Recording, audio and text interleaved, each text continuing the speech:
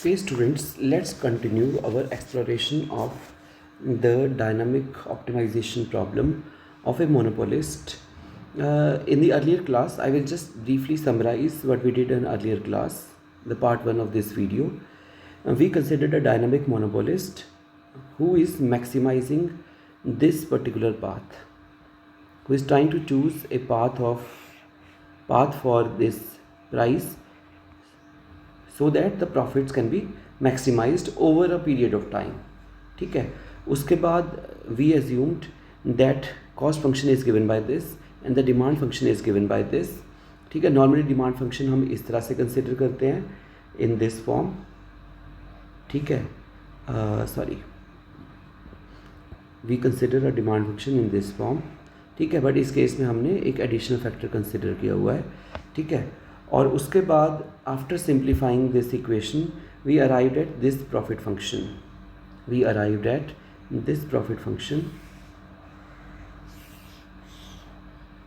ठीक है, उसके बाद हमने क्या किया था, ऑयलर लैग्रांज इक्वेशन में ये हमने डबल डेरिवेटिव्स और की वैल्यूज पुट की थी and we arrived at this differential equation.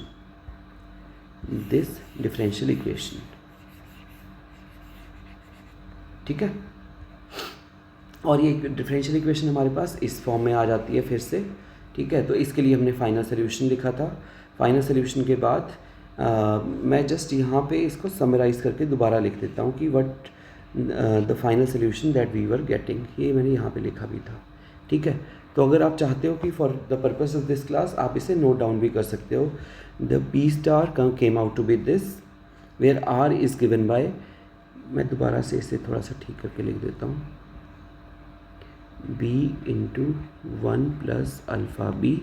ठीक है, divided by alpha H square. ठीक है, और P बार हमारे पास आ गया था A plus 2 alpha AB plus beta B divided by 2B 1 plus alpha B. ठीक है, और A1 और A2 जब कैलकुलेट किए तो हमारे पास ये आ गई थी उनकी फाइनल वैल्यूज़. ठीक है, इस क्लास में हमारा पर्पस क्या है, to assume the values of these constants and see how the path arrives at the as the solution. हमारे पास प्राइस का कौन सा पाथ आ जाता है. ठीक है, और सेकंड पर्पस है इस क्लास का कि आर प्रोग्रामिंग में एक बार जाके चेक करें कि how the path looks like. ठीक है, बिकॉज विजुअलाइजेशन से we can have better idea. Because आपके माइंड में फिर भी होगा कि हाँ, अगर हम P0 या PT को सेट करें, पाथ इस तरह से हो सकता है, इस तरह से हो सकता है.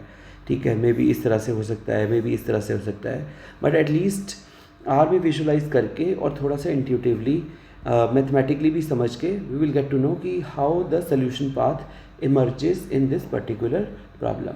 ठीक है, so for the purpose of this problem, ठीक है, मैं यहाँ से जस्ट ये वाला पोर्शन ही रखता हूँ, ये वाला पोर्शन. ठीक है, सो दैट आपके सामने ये फाइनल सोल्यूशन यहाँ पे इस तरह से रहे.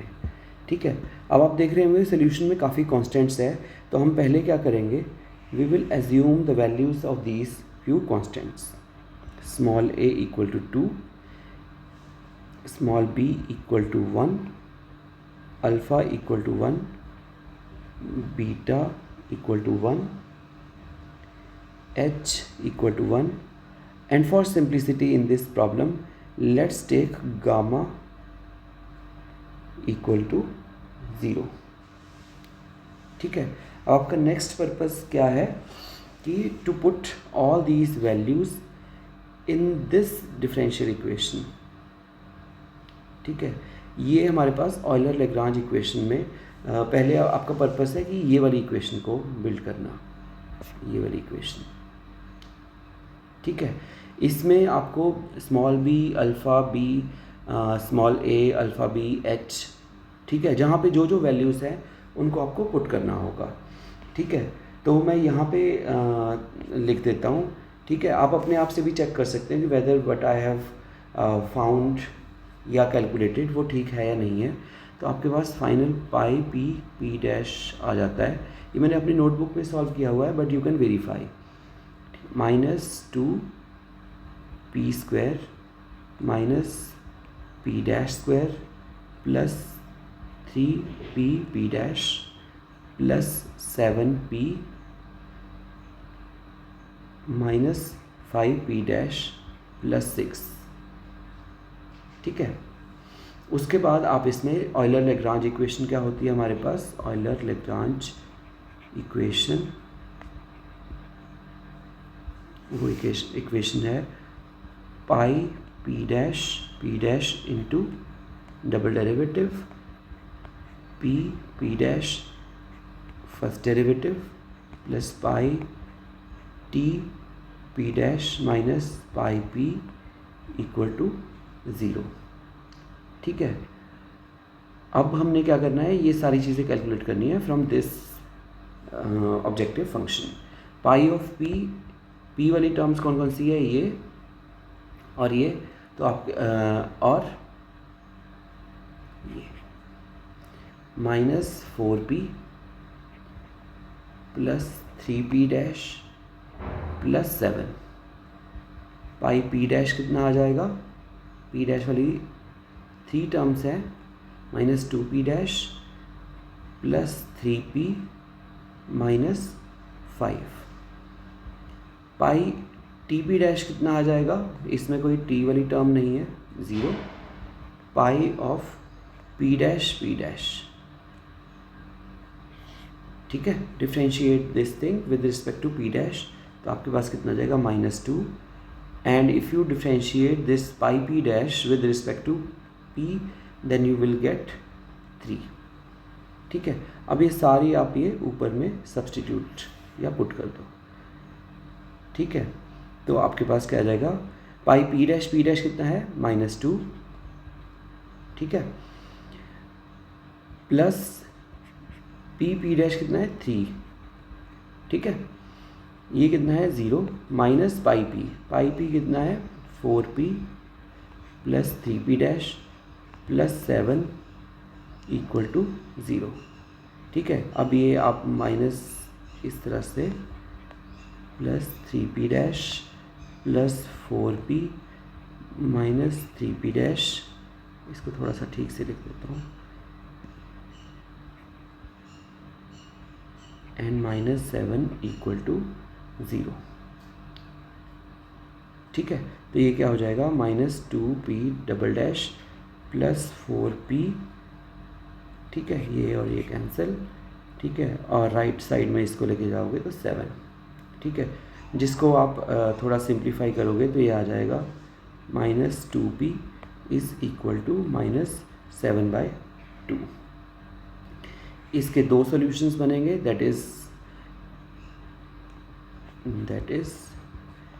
m² -2 इक्वल टू 0, तो m कितना आ जाएगा, प्लस माइनस √2, ठीक है। सेकंड सोल्यूशन के लिए क्या है कि आप y को कुछ कांस्टेंट, सॉरी y नहीं, p है ना यहाँ पे, p को कुछ कांस्टेंट एज्यूम कर लो, ठीक है। p डैश कितना आ जाएगा 0, p डबल डैश कितना आ जाएगा 0, ठीक है।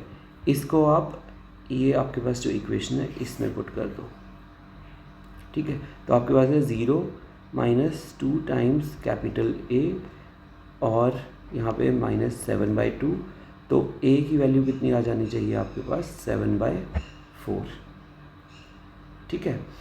अब 7/4 आ गई, और उसके बाद आप सोल्यूशन इस फॉर्म में लिख सकते हो, a1 e⁻√2t plus a2 e⁻√2t plus 7/4, ठीक है। आप सोच रहे होंगे कि अभी हमें a1 और a2 भी चाहिए, तो हम a1 और a2 के लिए क्या करेंगे, we can impose few initial conditions. मैं just for this example just इस तरह से एज्यूम कर देते हैं, at time t equal to 0 sorry यहाँ पे प्राइस आएगा, मैंने प्राइस p⁻, प्राइस और p0 is equal to, price is equal to, या इस तरह से लिख देते हैं, p0 is equal to 30 and p5 is equal to 20, वैसे ऐसा करना नहीं चाहिए कि फर्म खुद सोच रही हो कि हम मुझे प्राइस से डिक्रीज़ करने हैं, उसका पाथ वो सर्च कर रहे हो, but at least for this problem let's assume, ठीक है। एक बार हम, बिकॉज जब हम आर में भी सॉल्व करेंगे we can reverse the case and see how the solution changes, ठीक है। तो at T equal to 0 p equal to 30, ये पुट करोगे 30 is equal to a1 plus a2, because t e raise to power 0 या denominator में करो numerator में करो तो 1 आ जाएगा, प्लस 7/4, तो a1 प्लस a2 कितना आ गया 30 minus 7/4 is equal to 113 divided by 4, ठीक है। At t equal to 5 price is equal to 20, तो ये आ गया 20 a1 e raise to power 5/2 plus a2 e raise to power -5/2 plus 7/4, ठीक है। उसके बाद you can take this term to the right hand, right.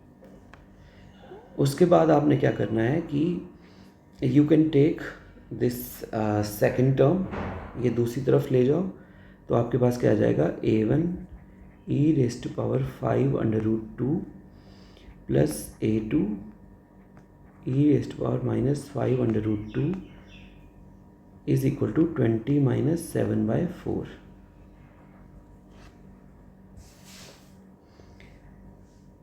ठीक है।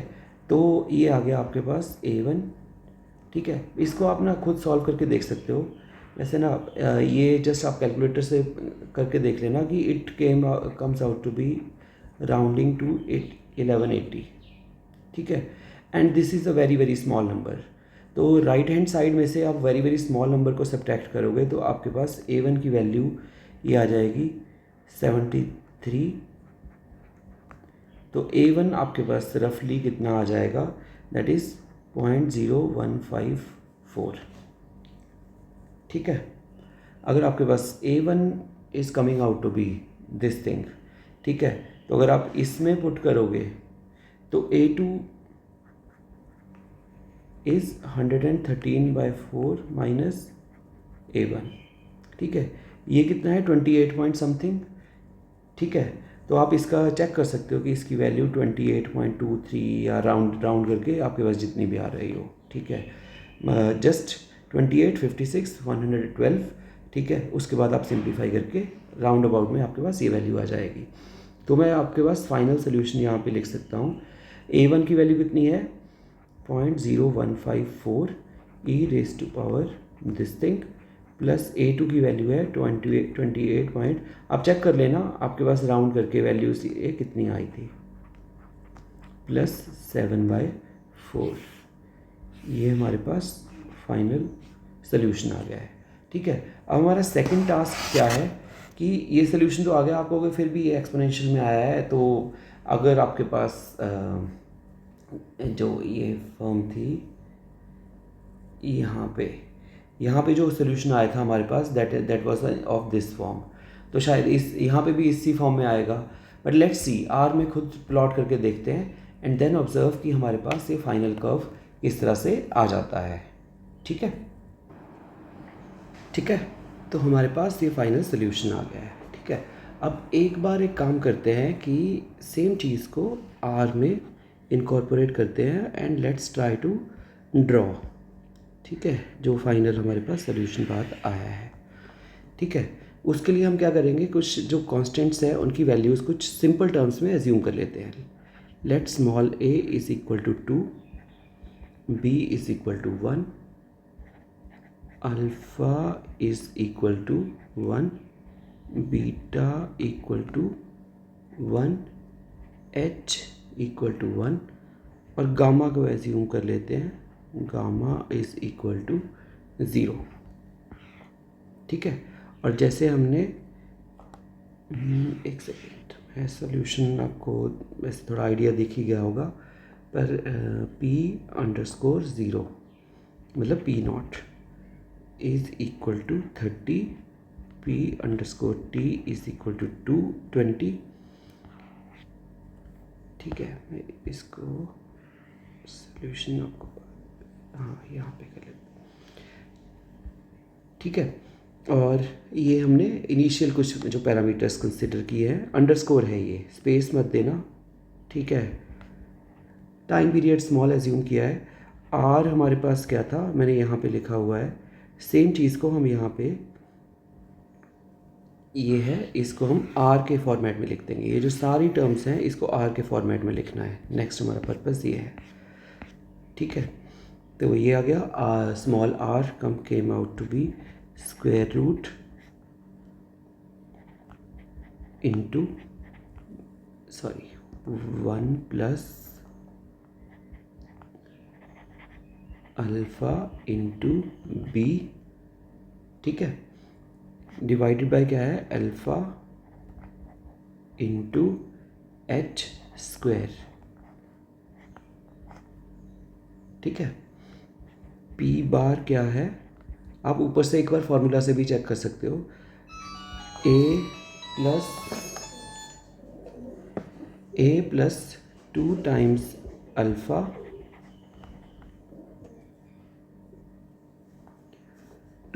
Alpha into small A into small B plus beta times B,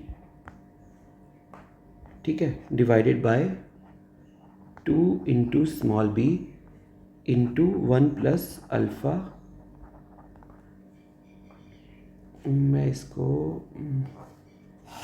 alpha times B, ठीक है। आप ये ना फार्मूला के अकॉर्डिंगली, आई जस्ट होप आप सही लिखोगे। मैं यहाँ पे ना सारे फार्मूलाज एक बार दोबारा से कॉपी कर देता हूँ, दिस एंटायर थिंग। मुझे चाहिए ये फार्मूलाज,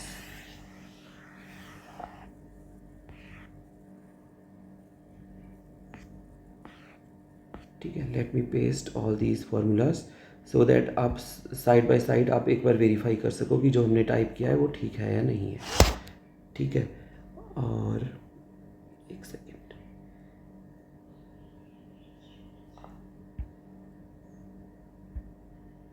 पेस्ट एंड देन,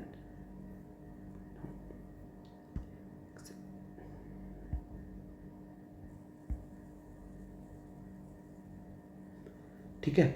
ये आप आर में मत करना, ठीक है। ये जस्ट मैंने फार्मूलाज ऊपर से यहाँ पे लिखे हैं सो दैट आप वेरीफाई कर सको कि जो हमने यहाँ पे पी बार या A1 A2 ये सारी वैल्यूज़ लिखी हैं ये उन फार्मूलाज के अकॉर्डिंगली है या नहीं है, ठीक है।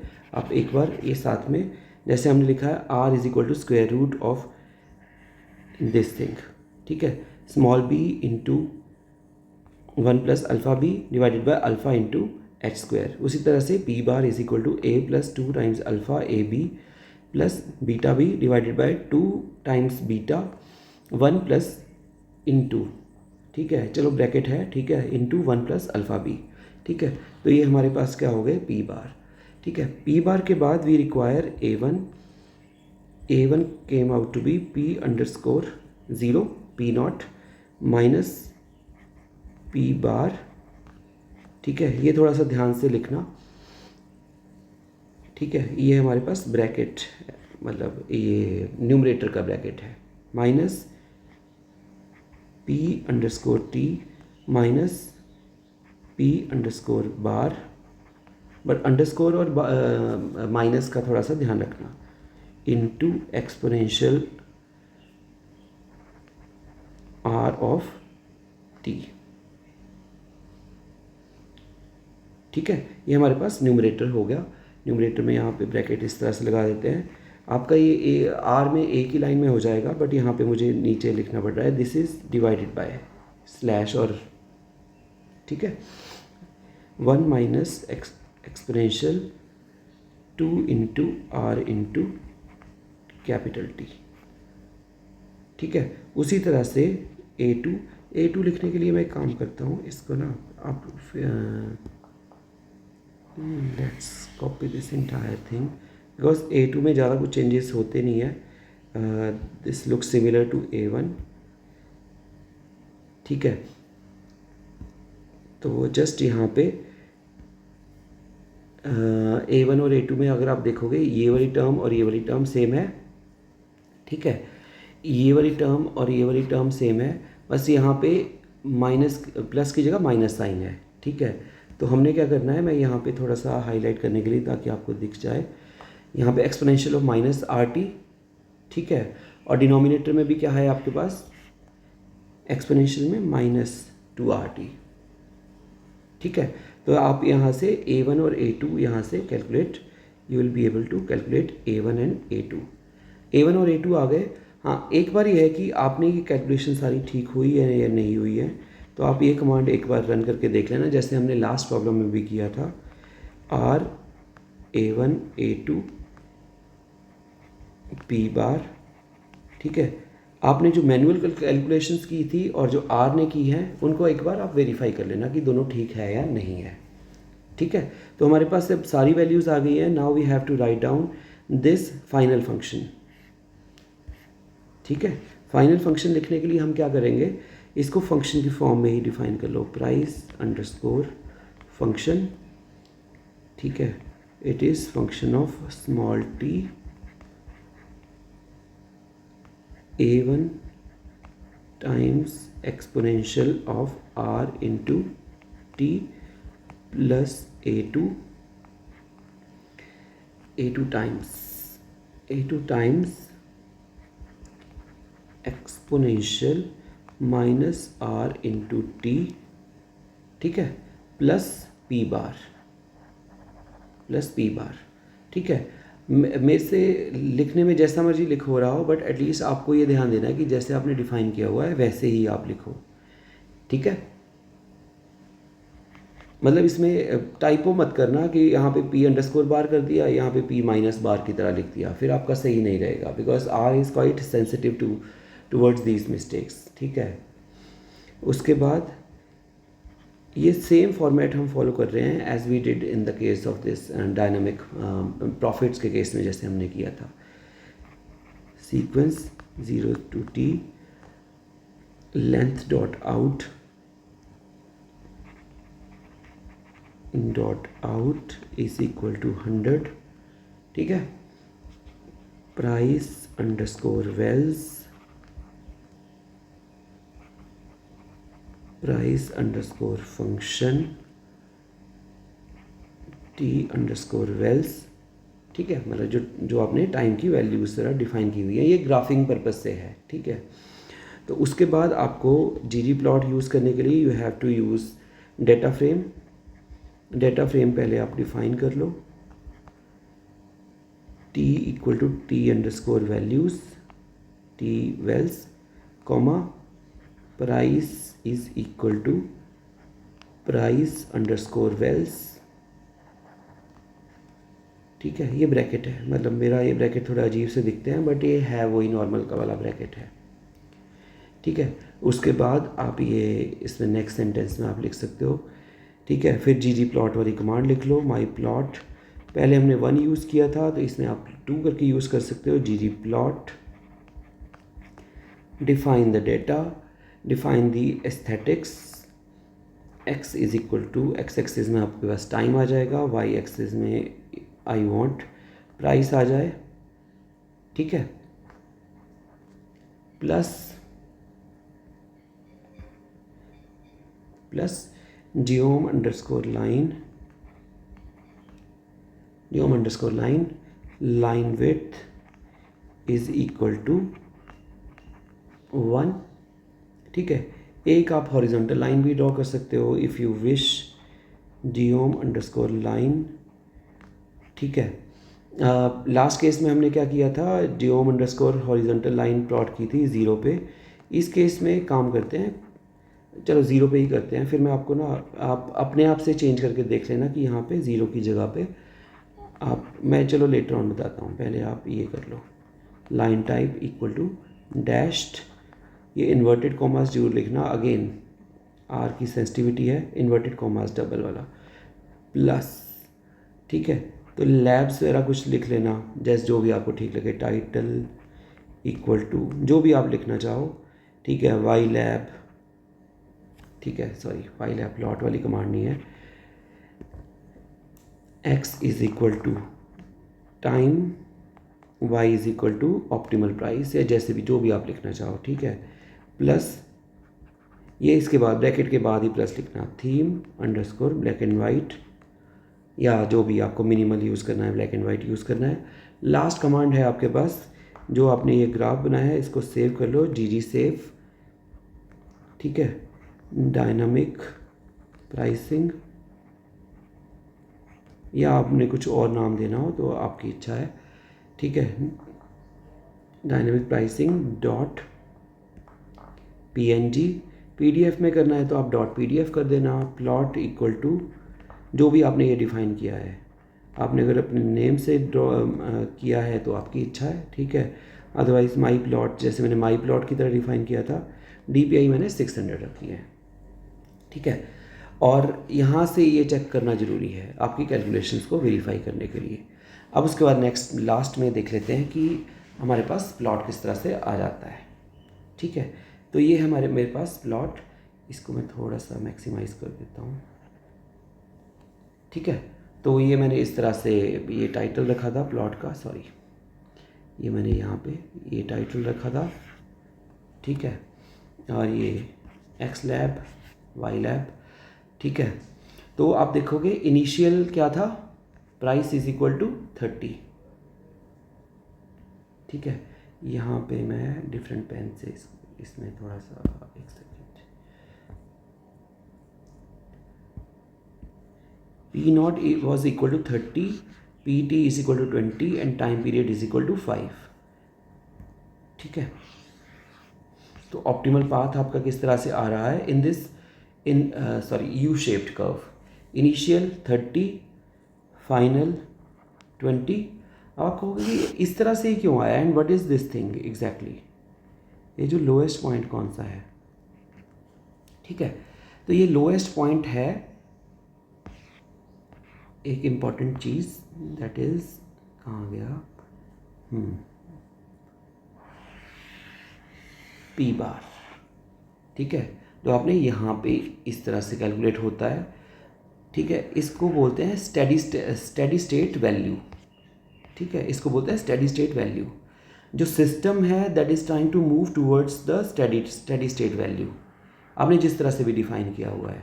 स्टेडी स्टेट वैल्यू मतलब कि जिसमें rate of change almost zero हो गया है, ठीक है। इक्विलिब्रियम पाथ, या अगर आप सोलो मॉडल या और डायनामिक मॉडल्स वगैरह में भी देखोगे तो steady state is attained where the rate of change is coming out to be zero. यहाँ पे rate of change has become zero, ठीक है। But as we have defined the final after time period t equal to 5, the price should be 20, ठीक है। तो ये steady state पे तो चला जाएगा, बट आफ्टर सर्टेन टाइम ये उस आपके टारगेट पॉइंट पे पहुंचने की कोशिश करेगा, and this is doing the entire thing so that your profits can be maximised over this time frame, ठीक है। सपोज करो कि मैं इनिशियल को कर दूं 20 और फाइनल को कर दूं 30, इनिशियल 20 फाइनल 30, ठीक है। अगेन सिस्टम क्या करेगा, 20 से स्टार्ट करेगा और 30 पे एंड करेगा, but it will again try to reach towards this steady state, ठीक है। तो जो मैं बीच में कह रहा था कि आप जो एक बार खुद से करके देखना कि जो हॉरिजॉन्टल लाइन है, यहाँ पे H लाइन आएगा, ठीक है। जो हॉरिजॉन्टल लाइन है उसको आप y intercept equal to P bar कर लेना, ठीक है, ताकि यहाँ पे एक लाइन ड्रॉ होके आ जाए, जो अभी यहाँ पे आ रही है ना लाइन, ठीक है, जो अभी ये वाली लाइन आ रही है ना डैश्ड वाली, यही फिर आपकी अगर आप P बार करके डिफाइन करोगे तो आपकी लाइन ये यहाँ ड्रॉ होके आ जाएगी, ठीक है, जिससे आपको पता लग जाएगा कि it is time to go towards the steady state, but as you have defined that it should be the final price should be 30। इससे हमें ये भी वेरिफिकेशन हो जाता है कि जो मैंने डिफ़ाइन किया है उसके अकॉर्डिंगली मेरा फाइनल सोल्यूशन ठीक आया है या नहीं आया है, ठीक है। अब आपके माइंड में होगा कि if the monopolist is trying to do that, तो मोनोपोलिस्ट को क्या करना चाहिए कि स्टेडी स्टेट वैल्यू इंक्रीज़ कर जाए। जैसे हम ये सोचें ना कि सोलो मॉडल में कि this is the steady state value, जैसे ये था सोलो मॉडल में समथिंग लाइक दिस। तो ये स्टेडी स्टेट वैल्यू थी यहाँ पे, ठीक है, या इक्विलिब्रियम जहाँ पे अटेन हो जाता है ये यहाँ पे, ठीक है। तो इस केस में you are asking the question कि स्टेडी स्टेट वैल्यू कौन सी होनी चाहिए जिसपे मोनोपोलिस्ट भी खुश रहे और ये है कि एक इक्विलिब्रियम पॉइंट मिल जाए मतलब मोनोपोलिस्ट को या फर्म को, ठीक है। तो उसके लिए क्या कर सकते हो कि एक चीज़ मैंने जो इसमें चेंज करके देखी थी, दैट इज़ कि जब हमने कॉन्स्टेंट्स डिफाइन किए तो आप इसमें स्मॉल ए की जगह 2 की जगह पे 5 कर दो। जब मैंने 5 किया तो मेरे पास ये आ गया ग्राफ। इसको मैं थोड़ा सा मैक्सिमाइज कर लेता हूँ।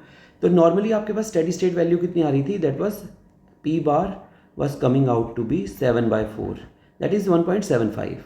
ये ऑलमोस्ट यहाँ पे वैल्यू है, ठीक है। वो that was like 7/4 at that time. अब जैसे ही आपने स्मॉल ए की वैल्यू इंक्रीज़ की तो आपके पास स्टेडी स्टेट वैल्यू ऑलमोस्ट 5 के अराउंड आ गई है, ठीक है। आप पी बार का फॉर्मूला भी देख सकते हो। पी बार में small A in the numerator again, ठीक है। और पी बार की वैल्यू या स्टेडी स्टेट वैल्यू कम कहाँ से हो जाएगी, if you change this alpha and beta, ठीक है। आप एक बार अपने एंड से भी ट्राई करके you can change the values of alpha and small B and observe कि how the steady state values are changing, ठीक है। बट इस केस में मैंने जस्ट एक वैल्यू चेंज करके देखा था एंड आई ऑब्जर्व्ड कि इस केस में जो स्टेडी स्टेट पहले आपके पास यहाँ पे आ रही थी, आप दो ना हॉरिजॉन्टल लाइंस भी ड्रॉ करके देख लेना अपने एंड से, पहले ऑलमोस्ट यहाँ पे थी, ठीक है। नाउ आफ्टर चेंजिंग स्मॉल ए को 2 से मैंने 5 जब किया, ठीक है, तो मेरे पास स्टेडी स्टेट वैल्यू इस तरह से चेंज हो गई, ठीक है। Now let's wrap up this video, ठीक है। इसमें हमने 2 चीज़ें सीखी हैं कि how to like finally calculate the price path of a monopolist, ठीक है, in such scenario in case of dynamic optimisation problem. And secondly we tried incorporating these formulas in R framework so that हम R में visualise करके देख सकें कि हमारे पास steady state कहाँ पे आ रही है, इनिशियल पॉइंट कहाँ पे है, फाइनल पॉइंट कहाँ पे है, ठीक है। और अगर आप स्मॉल ए, स्मॉल बी, अल्फ़ा, बीटा इनकी वैल्यूज़ चेंज करते हो तो फाइनली आपके पास जो प्राइस पाथ है वो किस तरह से चेंज हो जाएगा, ठीक है। That's it for the video. I hope आप लोगों को इसमें कुछ समझ आया होगा, ठीक है। नहीं समझ आया तो आप मुझे कॉल कर सकते हैं, ठीक है, कमेंट में भी लिख सकते हैं, बट आई डोंट थिंक कि कमेंट में इतना पर्सनलाइज कम्युनिकेशन हो पाएगा, बट एटलीस्ट आप मुझे कॉल कर लेना या मेल कर देना, ठीक है।